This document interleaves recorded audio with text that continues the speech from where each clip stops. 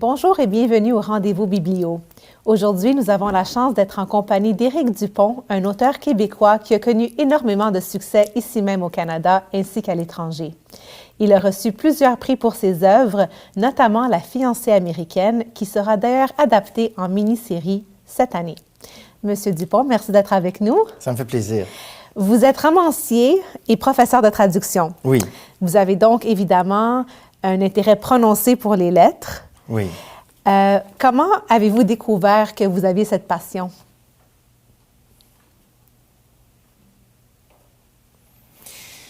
Ça a été... En fait, quand j'étais très petit, j'ai très vite remarqué que mes parents trouvaient que je lisais trop. Trop? Oui. OK. Ouais. C'est rare, ça? C'est très rare, en effet.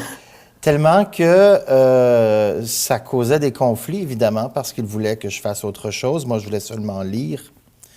Donc, il est arrivé plusieurs fois où ils ont tout simplement caché mes livres. Wow. Ils savaient lesquels j'étais en train de lire, ils les cachaient pour me forcer à sortir. OK. Croyant que, bon, ça allait me faire lire moins. Mais ce faisant, comment est-ce que je pourrais dire ça? Il venait juste cristalliser mon envie de lire. Ah, ça a viré contre eux. Ouais, ben c'est ça. Donc, j'avais 7 ou 8 ans quand j'ai compris que j'aimais beaucoup lire. Mais ça m'a pris plusieurs années avant de comprendre que tout le monde n'était pas comme ça. OK. Vous voyez?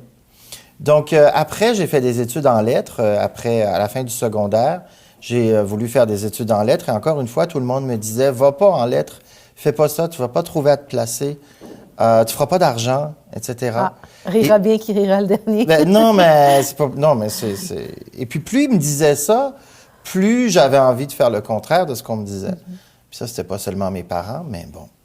Donc, ça a été assez jeune que j'ai compris que je pourrais pas me passer des livres dans ma vie, que j'allais en faire une vie avec l'écriture.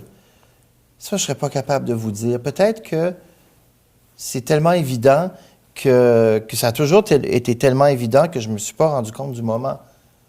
Voyez-vous? Comme ça a toujours été là. Vous avez fait référence à vos études. Vous Oui. avez étudié ici, au Canada, ainsi qu'à l'étranger, à l'extérieur du pays. Qu'est-ce qui vous a poussé à aller étudier à l'extérieur? L'envie d'apprendre des langues, l'envie d'être ailleurs aussi, l'envie de... J'ai grandi dans une région qui est magnifique, hein? J'ai grandi en Gaspésie, c'est vraiment très, très beau. Mais du point de vue social, il n'y a pas grand-chose à faire en Gaspésie. Puis, on grandit très souvent, surtout quand on se rend compte qu'on va faire des études, qu'on va aller plus loin que le cégep. On sait tout de suite d'emblée qu'on va quitter la Gaspésie. La question, c'est de savoir où on va aller. La majorité des gens se retrouvent à Québec ou à Montréal, un petit peu au Nouveau-Brunswick, mais de s'en aller à l'étranger comme ça, c'était pas évident. Puis là, ce qui m'a donné envie d'aller à l'étranger, c'était vraiment ça, c'était d'apprendre des langues, puis d'être devant, comment est-ce que je pourrais dire? D'être devant les choses que j'avais lues dans les livres. Ah, OK. Ou que j'avais vues dans des films, Des sites historiques? Des endroits que j'avais vus décrits. La plupart des livres que je lisais venaient d'Europe. OK. C'était à l'époque où il y avait beaucoup moins de littérature et de livres jeunesse québécois. Il n'y en avait presque pas. Puis, quand on lisait des livres jeunesse, c'était la Bibliothèque verte, la Bibliothèque rose. Je suis assez âgé pour avoir connu ça. Puis aussi, comme nos bibliothèques en Gaspésie avaient 10 ou 15 ans de retard sur celles des grandes villes, on avait des livres très anciens pour notre âge. Donc, j'ai des goûts un peu démodés pour ma génération, du fait que je viens d'une région extrêmement éloignée.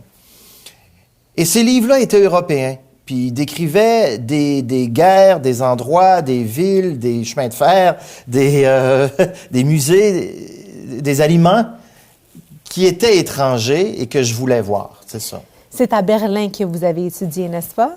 Oui, à Berlin, entre autres. En Autriche aussi, à Salzbourg. À Berlin. Après, ça a été...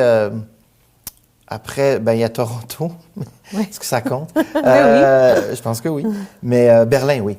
Oui. Okay. Ah, ça, Berlin, ça a été quelque chose quand même. Ah oui? Oui. Là, j'ai été servi. J'ai été servi. Non, c'est que je me suis retrouvé... je parlais déjà l'allemand quand je suis arrivé à Berlin parce que je l'avais... Vous parlez allemand? Oui, je l'ai appris en Autriche, oui. OK. Oui, quand je suis arrivé en Autriche à 16 ans, je suis resté là pendant 1 an dans une famille d'accueil qui m'a repris quelques années plus tard pour que je fasse 1 année d'université à Salzbourg. Puis ensuite, je suis rentré au Canada. Puis après, j'ai obtenu une bourse pour finir ma maîtrise à Berlin. OK. Donc, quand je suis arrivé là, je parlais déjà l'allemand. Mais un gros accent autrichien, là, un gros accent des Alpes. Mais et je le mur était tombé 4 ans auparavant. Je suis arrivé en 93. Okay. Et l'appartement que j'avais trouvé était dans l'ancienne partie socialiste, dans Berlin-Est. Dans ce qu'on appelle des villes satellites, là. Vous savez, les édifices qu'on voit à la télévision qui sont bombardés par les Russes en Ukraine, là, les sortes de grosses maisons d'appartements. Là. Oui. Mais c'est exactement comme ça. C'est toutes des constructions qui ont été faites au temps du socialisme. Des appartements, par ailleurs, très confortables, très fonctionnels. Je me suis retrouvé là, donc, en 93, et sans savoir que c'est là que j'allais trouver... l'inspiration pour La fiancée américaine que j'allais écrire plus tard. C'était justement ça ma question. Est-ce que vous avez été inspiré par ce que vous avez vu et vécu en Europe? Oui, bien sûr. Vos romans? Bien sûr. Et La fiancée américaine, elle est partie d'une anecdote ou d'une histoire que mon père m'avait racontée qui concernait une femme qu'il avait connue. Bon, une femme que je connaissais pas, mais qu'il avait connue en Gaspésie. Et au fil du temps, cette histoire-là m'était restée en tête. Je vais vous la raconter d'abord pour qu'on comprenne. Le livre est une boule de neige, puis au centre de la boule, il y a cette histoire-là. C'était à l'époque de Chantal Daigle, qui, vous êtes beaucoup trop jeune pour le savoir, mais je pense que c'était autour de 88-89. Elle avait voulu se faire avorter, puis son chum, Jean-Guy Tremblay, avait demandé une injonction à un juge qui l'avait accordée.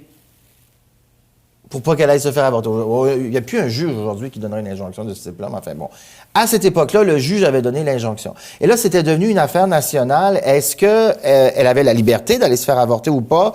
Lui, il s'est révélé être après un homme violent. On l'a su bien après, mais on le voit. Bon, on s'en doutait un petit peu en l'écoutant, là, puis Toujours est-il que mon père, qui était policier de la Sûreté du Québec à l'époque, m'avait dit que, pour lui, la question se posait même pas. Il fallait lui laisser le droit à elle de faire ce qu'elle voulait. Bon. Puis il m'avait raconté une histoire. Il avait dit, j'avais 18 ans à l'époque, il avait rencontré une femme à Matane que j'ai pas connue, une maîtresse qu'il avait rencontrée. Là, il y en a eu plusieurs, il y en a eu beaucoup. Puis il m'avait dit que cette femme-là lui avait confié, c'est une personne qu'il avait rencontrée en faisant son jogging. OK. Elle était sur son balcon. Je sais pas quelle maison, mais c'était à Matane. Puis elle lui avait conté qu'en 69, elle était tombée enceinte, pas de mon père, mais de quelqu'un d'autre. Ça se passe dans les années 80 à Matane. Elle lui a raconté, c'était la première fois qu'elle le disait à quelqu'un, qu'elle était tombée enceinte, puis que ses parents étaient tellement fâchés contre elle qu'ils l'avaient mise dans un autobus avec $300, qu'il l'avait envoyée à New York, puis il lui avait donné l'adresse d'un médecin pour se faire avorter à New York, puis elle était allée. Puis elle était revenue. Elle est allée à New York à partir des... Elle était aux États-Unis? Non, elle était à Matane. OK.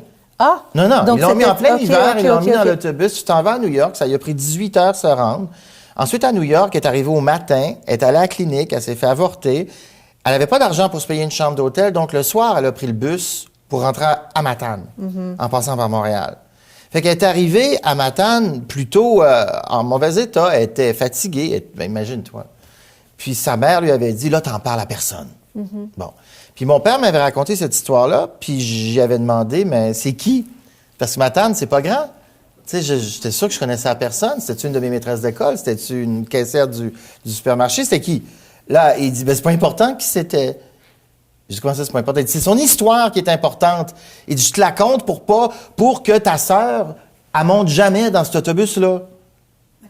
J'ai dit, ah bon, OK. J'ai mis des années à comprendre pourquoi il me la contait. Mais l'histoire m'était restée en tête parce que j'en avais pris pitié de cette fille-là. Puis comme je savais pas qui c'était, comme je ne pouvais pas mettre un nom dessus, je me mettais à échafauder toutes sortes, à lui donner toutes sortes de qualités, de défauts. Je lui inventais une famille. Tu vois ce que je veux dire? Bon, puis si papa m'avait dit c'était une telle, ça serait mort là.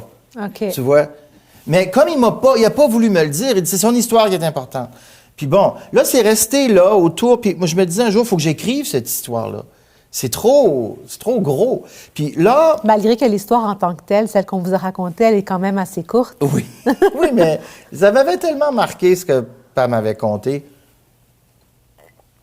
C'est quelqu'un qui avait tous les défauts du monde, mais il n'était pas conservateur. OK. Bon.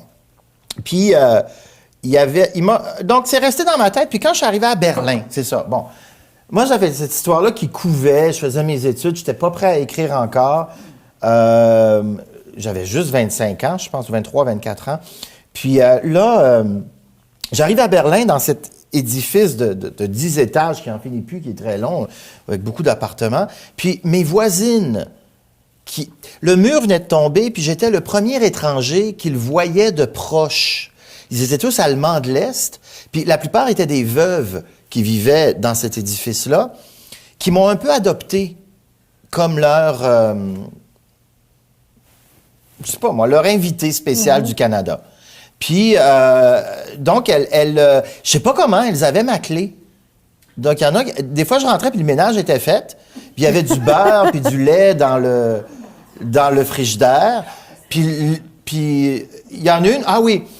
Est-ce que c'est quelque chose que vous appréciez dans le temps? Ou? Ben, oui, j'appréciais ça. Je trouvais ça. J'avais été élevé à m'occuper de moi-même, mais bon, je trouvais ça fin de leur part. Ils étaient vraiment gentils. Il y avait Helga, Brigitte, puis Madame Folk. Frau Folk, Waltraud, elle vivait en dessous de chez moi. Puis Waltraud est devenue Magda dans le livre. Ah! C'est son histoire. Okay. C'est elle. C'est elle qui m'a raconté un soir, elle était un peu alcoolique, diabétique. Elle est morte d'une surdose de vin blanc, à un moment donné, de vin allemand. Puis, oui, elle avait une caisse de vin blanc. Puis c'est ce qu'ils m'ont dit après quand je suis rentré. Mais on était devenus amis. Puis cette femme-là elle avait 78 ans, 80 ans, elle avait tout vu, tout fait. J'en avais 23, 24, puis plus personne lui parlait parce qu'elle était difficile. Elle s'était pognée avec tout le monde. Elle s'était brouillée avec tout le monde. Elle était pas facile, la madame. Puis elle m'emmenait dans des excursions parce qu'elle était historienne, architecte, puis elle me montrait toutes sortes d'endroits, des châteaux à Potsdam, par exemple, ou bon, puis... elle savait tout sur les constructions, sur les événements qui avaient eu lieu là. Puis, elle buvait énormément. Il fallait qu'elle s'arrête à toutes les 500 mètres pour prendre une eau de vie. Une sorte de... Ouais, dans les buvettes, là. Puis, donc, elle prenait ça. Puis, quand on arrivait aux endroits, il y avait déjà un attroupement de touristes, tout ça. Puis, qu'il y avait un guide qui expliquait quelque chose. Je me souviens dans une église qui s'appelait l'Alexandrovska, qui est une église russe à Potsdam.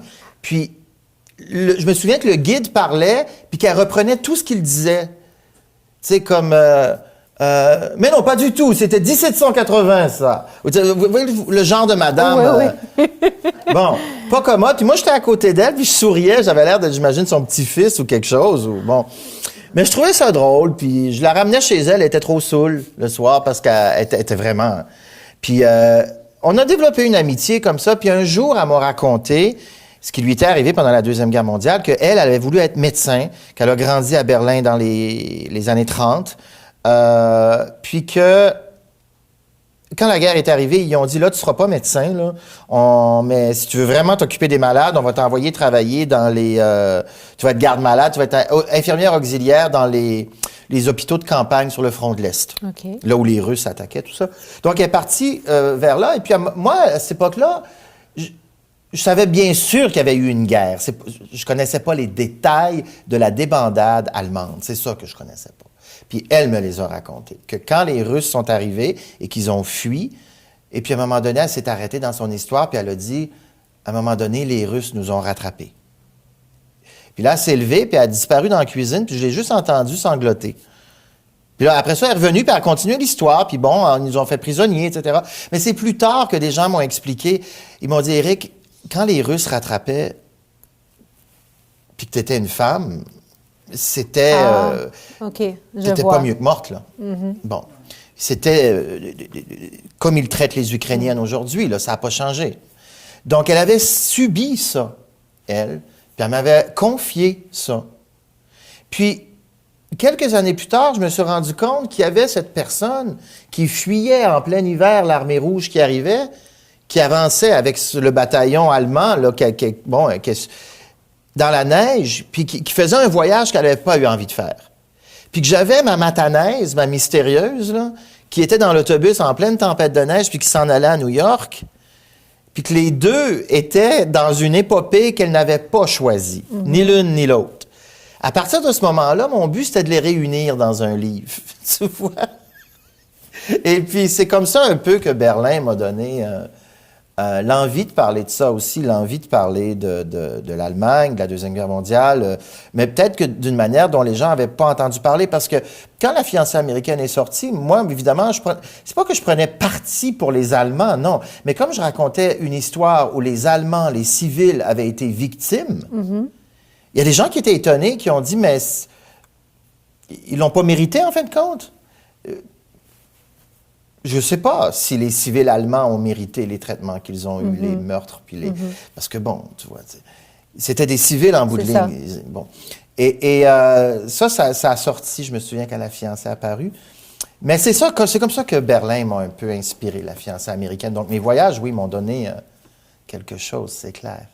Quand vous êtes parti aux études à l'extérieur du pays pour aller chercher tous ces diplômes, quel but aviez-vous en tête? Est-ce que c'était de devenir écrivain? Ou... Ça, oui. Ça, je voulais devenir écrivain, oui. J'avais cet orgueil-là. J'avais cette... je sais appeler ça de l'orgueil. Mes grands-parents auraient appelé ça de l'orgueil, oui. Mais, pourquoi? Coquetterie. D'écrire des histoires que les autres allaient lire. Puis j'ai réussi à faire ça, puis je suis content. Je suis content. Les gens, quand je publie un livre... Les gens en parlent, les gens le lisent, ils sont contents, je peux en parler avec les gens. Oui. Puis c'est aussi une activité qui m'a fait rencontrer des personnes extraordinaires. Mon éditrice, mon traducteur, tous les gens à qui j'ai parlé pour faire mes recherches pour La route du lilas, pour La fiancée. Tu finis par connaître une humanité qui dépasse le livre.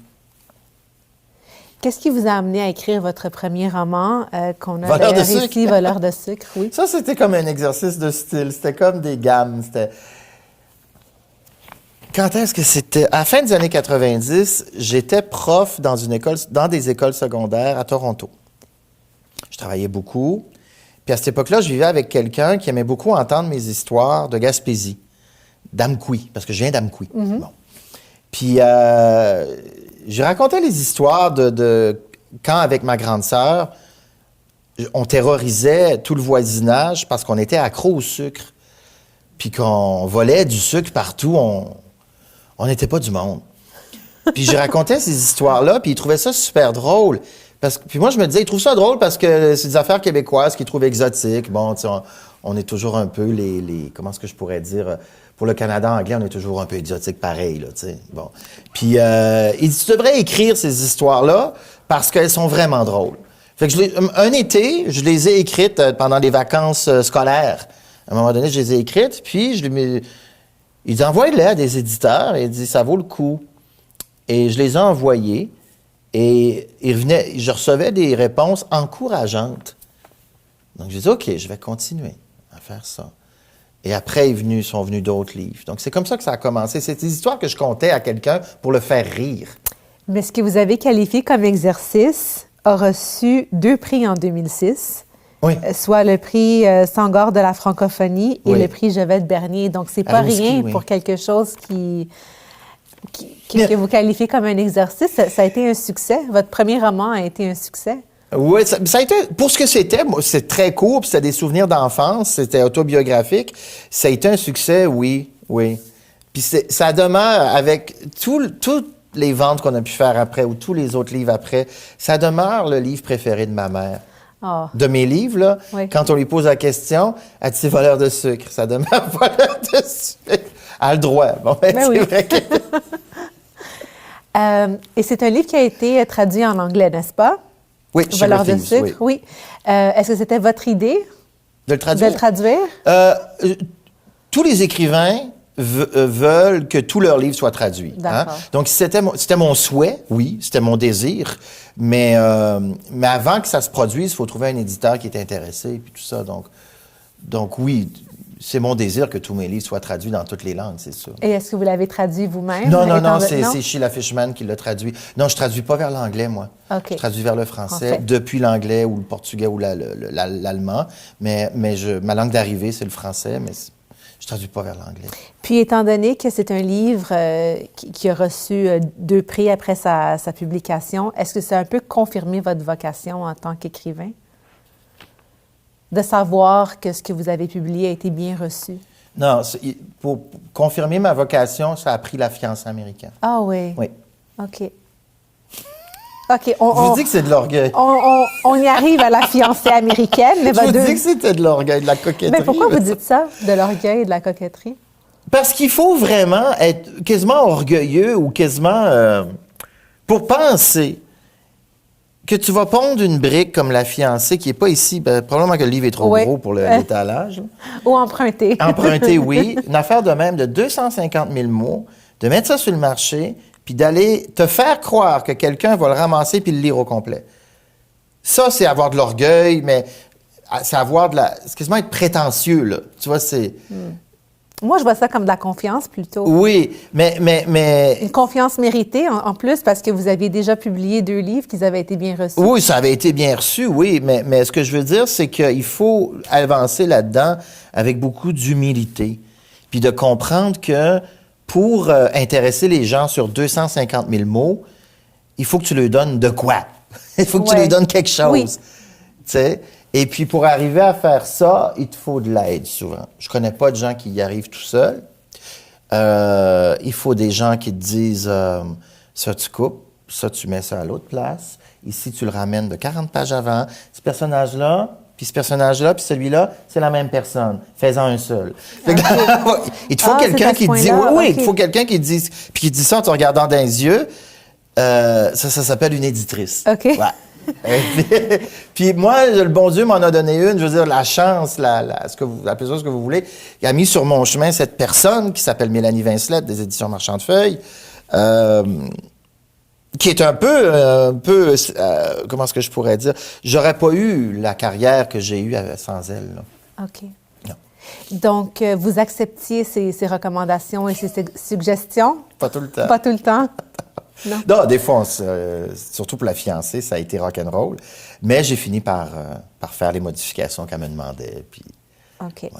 Donc, est-ce que c'est un peu votre bijou, la fiancée américaine? J'en parle tout le temps, oui. C'est un peu mon bijou. Même si, du point de vue de l'écriture, il y a des gens qui me disent que Bestiaire est pas mieux fignolé, mais qui présente une écriture qui est beaucoup plus court, là, Bestiaire. Mais que c'est un livre plus... l'écriture est plus ciselée, plus travaillée que dans La fiancée. Peut-être, oui. Peut-être. Vous nous avez dit tantôt que l'idée pour La fiancée américaine est partie à partir de l'histoire que votre père vous avait racontée. Comment vous avez pris cette courte histoire? Comment vous l'avez développée en un récit de... Mais ça, il a fallu que j'aille voir maman. OK. Parce que là, moi, les années 60, je suis né en 70. Fait que, au début, le livre devait commencer à Matane, pas à Rivière-du-Loup. Mais ma mère est de Rivière-du-Loup. Puis, moi, j'avais besoin, autour de mon personnage, parce que je savais rien d'elle, papa m'avait pas dit qui c'était, j'avais besoin d'un décor, j'avais besoin pour la placer, pour qu'elle avance, puis bon... Donc, je me suis dit, OK, je connais rien des années 60, je vais aller trouver des femmes.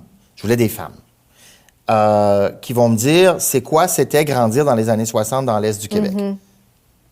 Fait que je n'ai trouvé une gang, mais celle qui m'a donné le plus, c'était maman.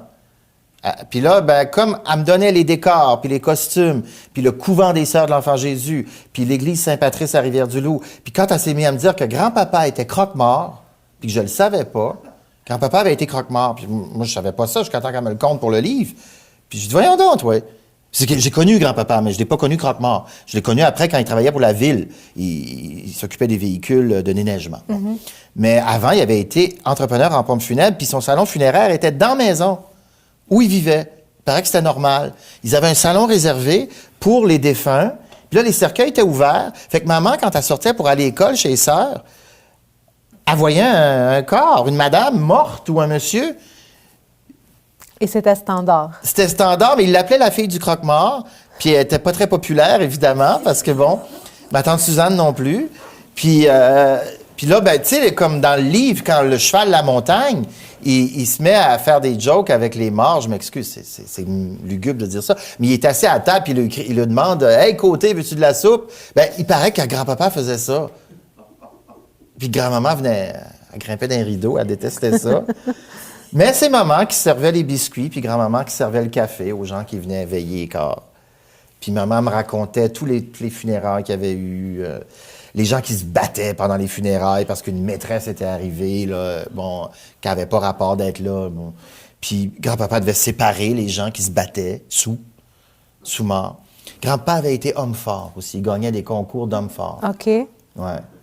Là, elle me contait tout ça, puis je la filmais, comme vous êtes en train de faire. Puis quand je rentrais à la maison, j'ai fait le verbatim de notre entretien. Elle fumait, puis elle prenait du café instantané, puis elle arrêtait pas de parler. Puis je n'ai eu pendant des jours à retranscrire tout ce qu'elle avait dit. C'est le premier tiers, la fiancée. C'est maman qui me l'a donné. Wow! Avec tout ça, tout ce que les gens ont aimé, là, les sœurs, les curés, tout ça, les histoires horribles à Rivière-du-Loup, ben horribles, puis magiques aussi. Parce que maman en parlait avec une... Comment est-ce que je pourrais dire ça? Maman, elle avait pas de rancœur envers le clergé. Mon père en avait. Mm-hmm. Mais maman, non. Elle avait été élevée chez les sœurs, puis elle était restée croyante, puis... pour elle, c'était une époque où il y avait des choses qui étaient bonnes, qui lui manquent aujourd'hui. Tu sais, par exemple, des enfants propres qui vont à l'école avec un petit uniforme, tout ça. Elle voudrait revoir ça, à Rivière-du-Loup, parce qu'elle trouve que les jeunes sont dépenaillés. Qu'elle dit, elle les trouve pas. Ils sont mal grillés, qu'elle trouve. Puis elle reste, pas tort, là, mais bon, à cette heure, essaye, maman, d'aller changer ça. Mais, donc, c'est elle qui m'a donné tout le matériel pour la fiancée.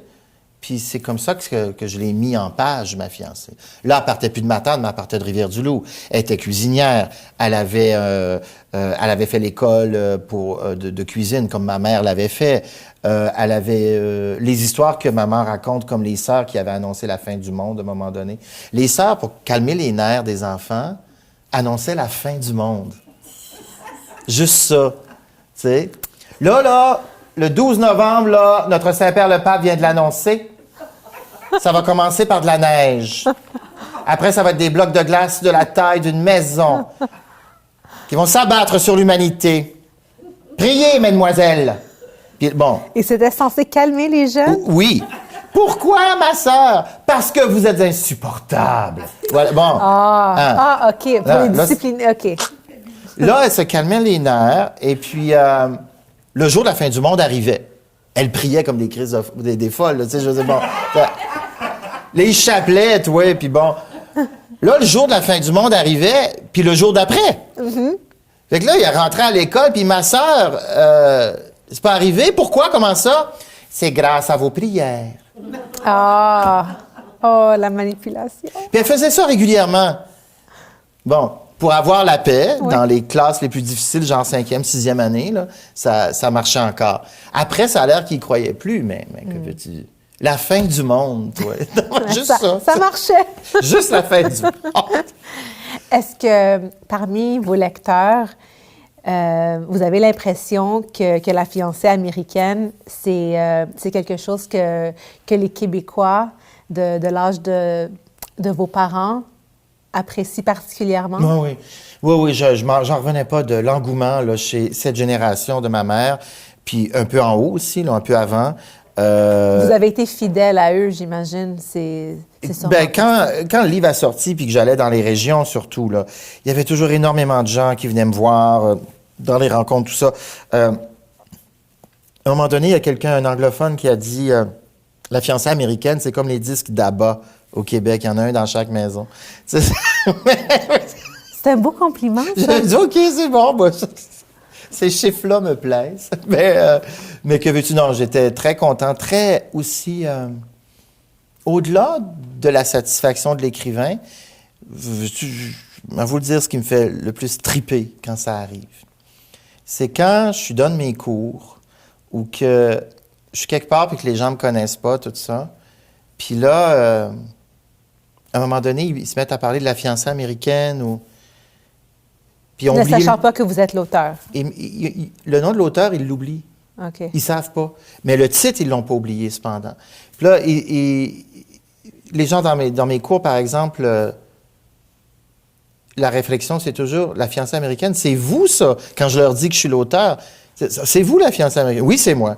Puis, de comprendre que mon livre, l'histoire ou les histoires que je raconte ont plus de notoriété que mon propre nom, ça, pour moi, ça me donne des frissons de bonheur. Wow. Oui, oui. C'est de comprendre que c'est un livre que les gens aiment plus qu'ils aiment l'auteur. Ils connaissent pas l'auteur, ils s'en sacrent. Mais ils ont aimé l'histoire. Ils ont adoré, ils ont adhéré à l'histoire. Pourquoi pensez-vous que le livre a connu autant de succès? Il y a beaucoup d'humour, ça fait rire les gens. Il y a en même temps du drame. Puis il y a aussi des situations que les gens ont reconnues. Puis il y a une manière aussi de raconter l'histoire qui fait qu'on veut connaître la fin, la suite. J'ai tendance à interrompre le récit par un autre, à tisser l'histoire. Donc les gens arrivent à la fin je sais pas moi, de la première partie de l'histoire de Madeleine. Puis là, soudainement, on parle plus d'elle pendant 40 pages. Et on recommence à parler d'elle à la page 80. Donc ça les tient en haleine, tu vois. C'était intentionnel. Oui, tout ça est fait d'une manière intentionnelle. Je pense qu'il y a le rythme du roman qu'ils ont beaucoup aimé. Puis l'humour. Les gens rient en lisant mes livres. Puis ça... Est-ce que ça vous a étonné de savoir que des gens, même à l'extérieur du Québec, ont tant aimé votre roman?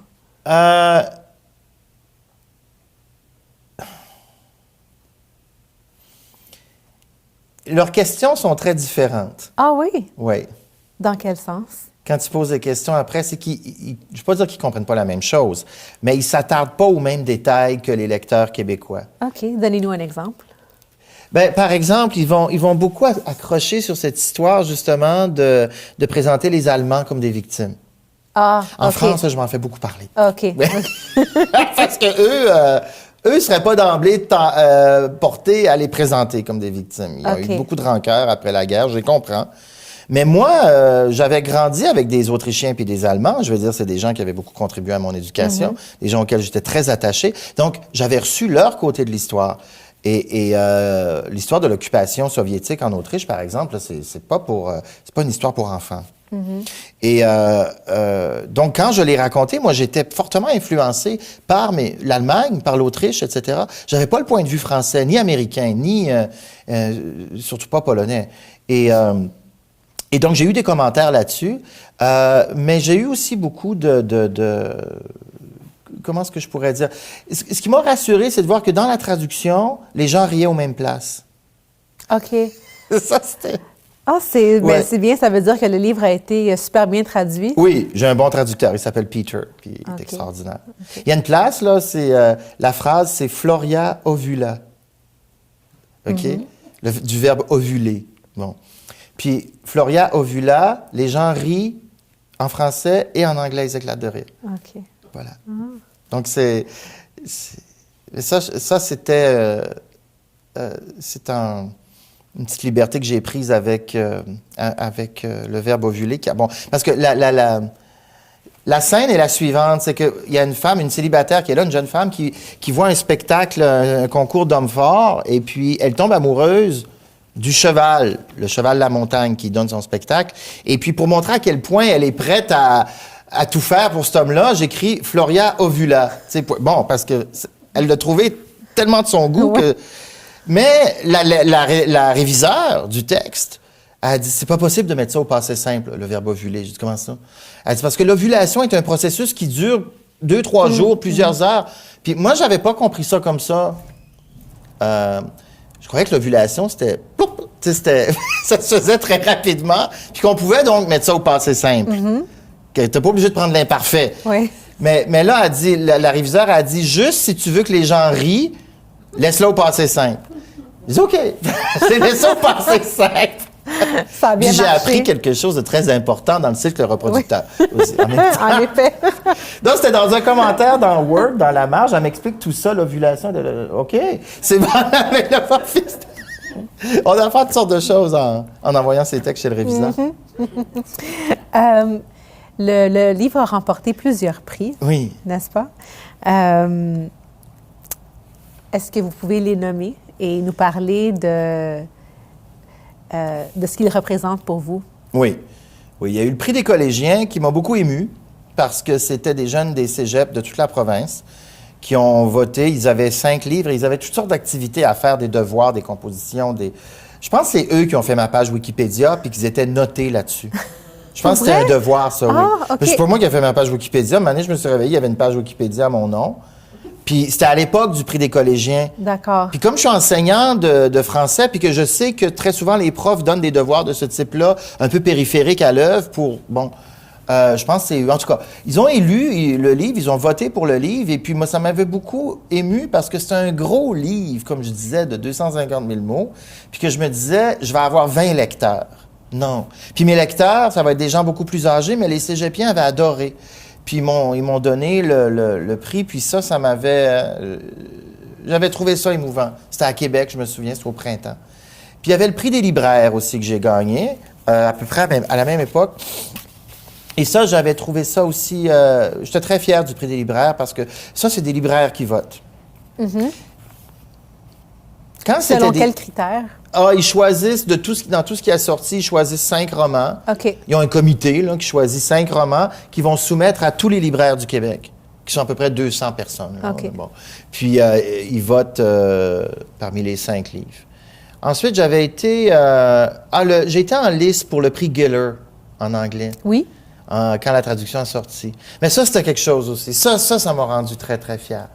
Parce que c'est un prix littéraire hyper important au Canada. Bien important. Il est bien doté. Et le premier prix est de 100 000 $. Mais je n'avais pas gagné. Et j'étais arrivé, j'étais dans les 5 finalistes. Et puis, ils organisaient des conférences dans toutes les villes du Canada, dans les villes importantes, Vancouver, Calgary, Toronto, Ottawa, Halifax. Dans une période de 6 semaines, il a fallu que je me déplace dans tous ces endroits-là pour des petits séjours. Et ça a été une expérience parce que j'ai rencontré d'autres auteurs aussi. Puis bon, j'ai pas gagné le prix. Mais ça m'avait forcé à vraiment m'approprier. Il fallait que je fasse des lectures publiques, des extraits du livre, que je réponde à des questions qui étaient parfois très compliquées. Je trouvais ça... Tu sais, des gens qui rentrent au 2e puis au 3e niveau alors que toi, tu as juste voulu... Bon, puis qui lisent entre les lignes quand il n'y a rien entre les lignes. Et ouais, tu sais. Puis trouver puis pas les faire sentir que leur question est impertinente ou que c'est une question épaisse là qu'ils posent. C'est juste que tu n'avais jamais pensé à ça. Fait que là, comme j'ai un visage très expressif, il faut que je fasse attention aussi parce que je suis le Québécois qui arrive là-bas. Donc, il faut que je fasse attention de ne pas avoir de l'air... Pas qu'ils pensent que je les prends pour des imbéciles. Mm-hmm. Tu sais, donc, c'est OK, pense à d'autres choses. Puis là ça empire, tu sais. Mais bon, on finit toujours par se comprendre. Les auteurs que vous avez rencontrés lors de ces petits voyages, est-ce que certains d'entre eux avaient lu votre roman? Non, aucun d'entre eux l'avait lu, mais ils l'ont lu avant puis après là, le concours. Ils ont eu le temps. Enfin, je pense qu'ils l'ont lu. Il y en a une au moins qui l'a lu, Théa. Elle m'en a parlé d'ailleurs, mais Théa Lim. Et est-ce que son feedback était positif? Oui. C'est sûr que... elle ne m'a pas donné de feedback négatif, non. OK. On n'était pas assez proches pour se donner Pour donner du feedback négatif, il faut vraiment que tu sois proche de quelqu'un. Puis on n'avait pas passé assez de temps ensemble pour qu'elle ait cette liberté. Je vois. Le roman a été traduit en anglais. Oui. Songs for the Cold of Heart. Mm-hmm. Pourquoi pas The American Fiancé? Ben oui, pourquoi pas. En fait, ce qui est arrivé, c'est que le livre a été traduit pour le marché canadien anglais. OK. Par Peter McCambridge, qui, lui, aimait pas le titre The American Fiancé parce qu'il trouvait que c'était trop quétaine. Il l'a jamais dit en ces termes-là, mais c'est ça qu'il voulait dire. Et puis, il dit, ça rend pas justice au livre. Je dis, bon, OK. Alors, il me dit... moi, avant La fiancée américaine, j'avais proposé d'autres titres à Mélanie Vincelette pour la version québécoise, l'originale. Puis il y en a un qui c'était Chanson pour cœur froid. que Mélanie avait détesté. Elle dit, je veux rien savoir de ça. Elle dit, c'est trop long, c'est déprimant aussi. Elle dit, la fiancée américaine, il y a un avenir là-dedans. Les gens, tu lis les mots, puis que... C'est intriguant, oui. Oui, c'est intriguant. Qui est-elle? Son mariage va-tu marcher? Tu sais, bon, la fiancée américaine, elle arrive des États-Unis. Le mot américain charme toujours. Mais chanson pour cœur froid, tu t'imagines juste un cadavre, là, tu sais. Puis elle dit non. Elle dit ça, non. Mais lui, Peter, avait aimé ça. Et là, qui dit « Songs for the cold of heart ». Ça fait mystérieux un peu, ça fait sombre. Tu sais, OK. Donc, pour le Canada anglais, ça a été ça, pour le Giller.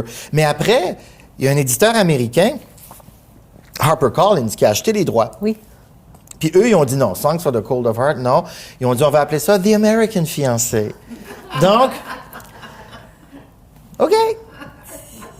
Donc, ils ont commercialisé le livre sous ce titre-là. Le seul endroit au monde où ce livre-là s'appelle Songs for the Cold of Heart, c'est au Canada anglais. OK. Dans le reste du monde, c'est The American Fiancé. En France même, c'est la fiancée américaine. Ouais. Et d'où vous est venue l'idée du titre en français? C'était Chanson pour...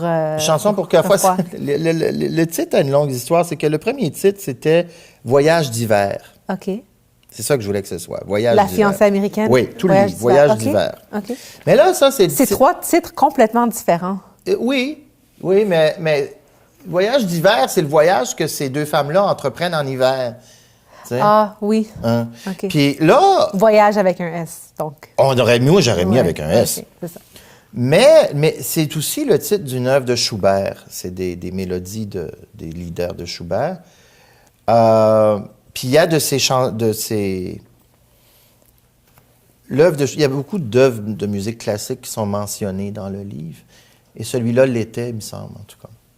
Puis c'était aussi le titre d'un roman d'Amélie Nothomb, Voyage d'hiver. Donc Mélanie a dit non, elle dit c'est une béquille. Elle appelle ça des béquilles. Bon, OK. Elle dit, t'es capable de trouver quelque chose qui soit à toi. Puis le titre du premier chapitre, c'était La fiancée américaine, que j'aimais beaucoup comme titre. Puis j'ai dit, on met ça. Elle dit oui, elle dit, j'aime beaucoup ce titre-là. Donc, quand Mélanie dit oui à quelque chose puis qu'elle sourit, tu touches plus. Dis plus un mot. Tu touches plus. OK, elle aime ça, c'est beau, ça passe. Puis puis moi, j'aimais beaucoup ce titre-là. Je le trouve plein d'espoir.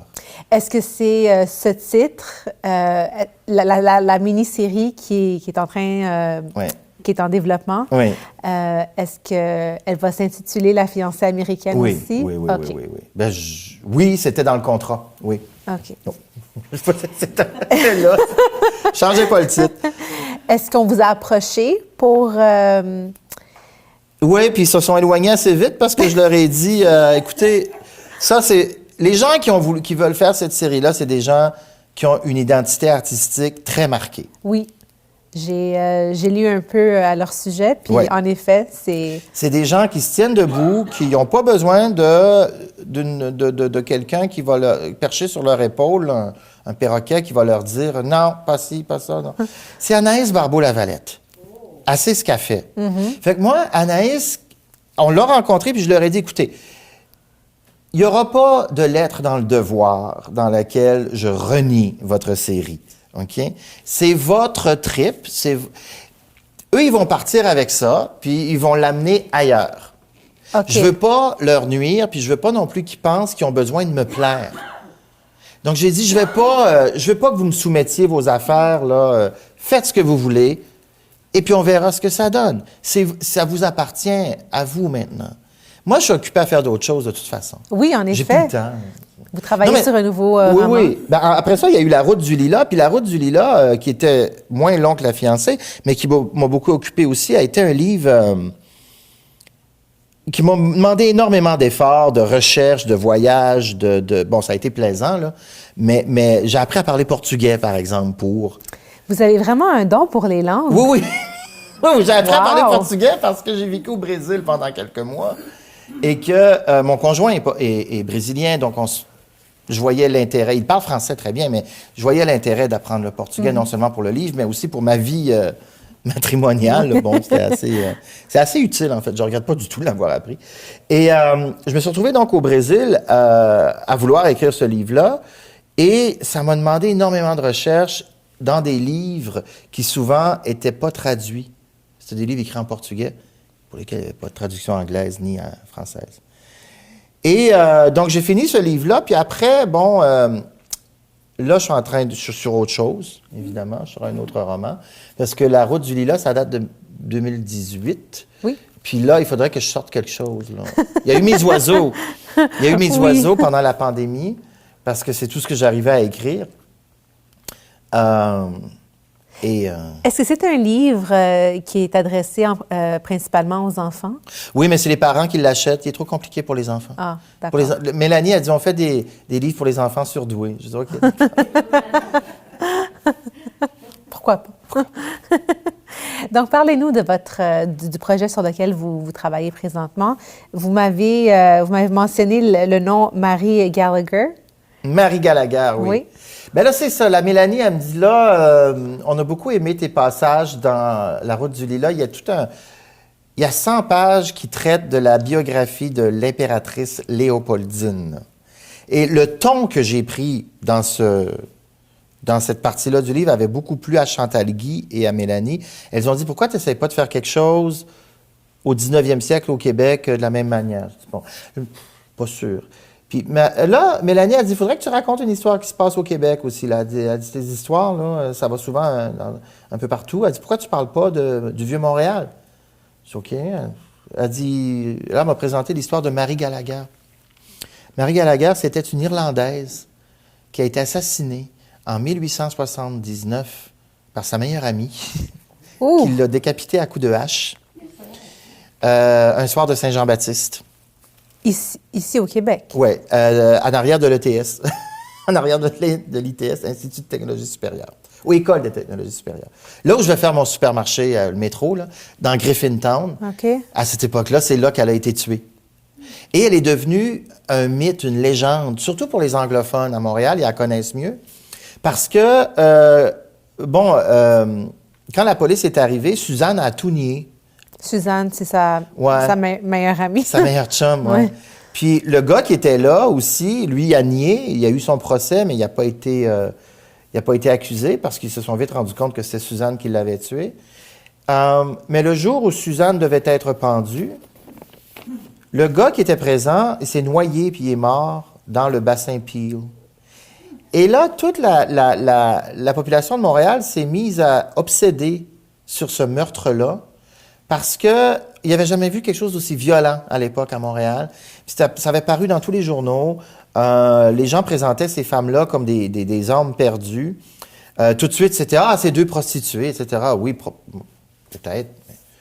Elles étaient peut-être prostituées, mais il faut s'imaginer, en 1879, il y avait une grande crise économique. Et dans la culture de l'époque, pour être définie comme une prostituée, il ne fallait pas grand-chose. C'était bon. Et Marie a été tuée, et le problème, c'est qu'elle a été vue comme un fantôme. Elle apparaît tous les 7 ans. Elle revient à tous les 7 ans, puis il faisait des messes dans les églises irlandaises pour le repos de son âme, pour qu'elle arrête de revenir. Elle apparaît toujours à des gens qui sont très éméchés. Le soir de la Saint-Jean-Baptiste, dans Griffintown, elle cherche sa tête. Puis là, Mélanie a dit... Ça, c'est des histoires vraies qu'on Oui, ça, c'est raconte? vrai. Oui. Là, Mélanie a dit, je voudrais que tu parles de ça. Je dis, OK. Fait que je suis parti avec ça, et voilà. Alors, c'est pas un roman de fiction, alors? Ben oui, c'est un roman de fiction, parce que là, on ne sait pas grand-chose sur elle. Donc, j'ai décidé de l'entourer de personnages fictifs, parce qu'on ne sait vraiment rien sur elle. Okay. On sait qu'elle est née quelque part en Ontario, qu'elle vivait à Montréal, oui, qu'elle a travaillé dans telle maison comme femme de ménage. C'est tout ce qu'on sait sur elle. Les gens pauvres, on ne sait rien sur eux. OK. Parce qu'ils n'ont pas laissé de... D'ailleurs, je ne sais pas si elle savait écrire puis lire, Marie Gallagher. Je pense que non, elle signait d'un X. Donc, sans trop nous en révéler, qu'est-ce que vous pouvez nous dire sur le roman? Ben, que j'ai commencé à m'intéresser au voyage dans le temps. Puis là, j'espère que ça va marcher. Pas pour faire un livre de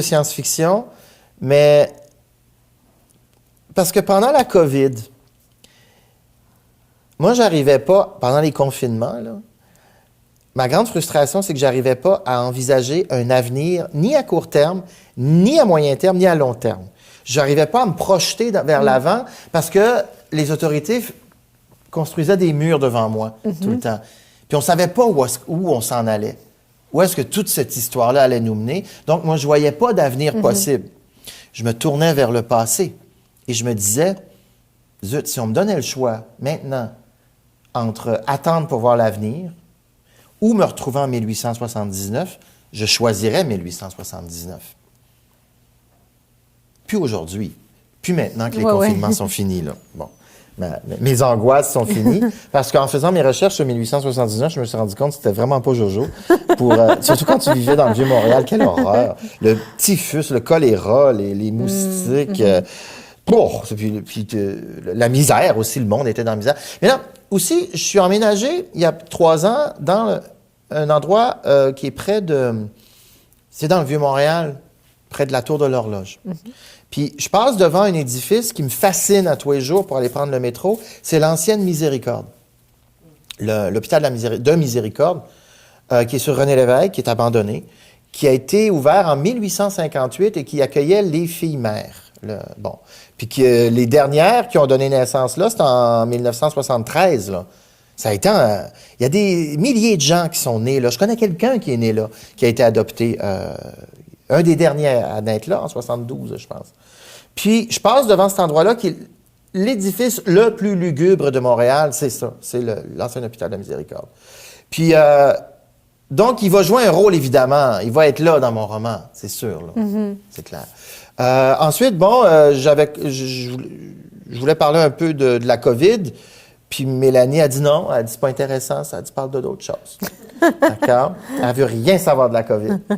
Puis donc, je me suis mis à m'intéresser. L'autre chose qui est intéressante dans mon quartier, quand je sors, il n'y a pas juste du lugubre. C'est que si tu regardes en direction du fleuve, tu vois pas les vestiges, mais ce qui reste d'Expo 67 qui a été éclairé le soir. Tu sais, la boule, la biosphère, le casino qui est bien illuminé, le Calder, la sculpture de Calder qui est là, qu'on voit depuis le promontoire là où je vis. Après, tu as... qu'est-ce que tu vois? Ben, c'est magnifique, c'est beau, puis ça t'inspire. Donc là, je me suis mis à être obsédé par Expo 67. Tu comprends? Là, je me suis dit, comment je vais mettre ça dans le même livre, Expo 67, puis Marie Gallagher? Ben, par le voyage dans le temps. Voilà. Donc, je suis parti un peu là-dessus.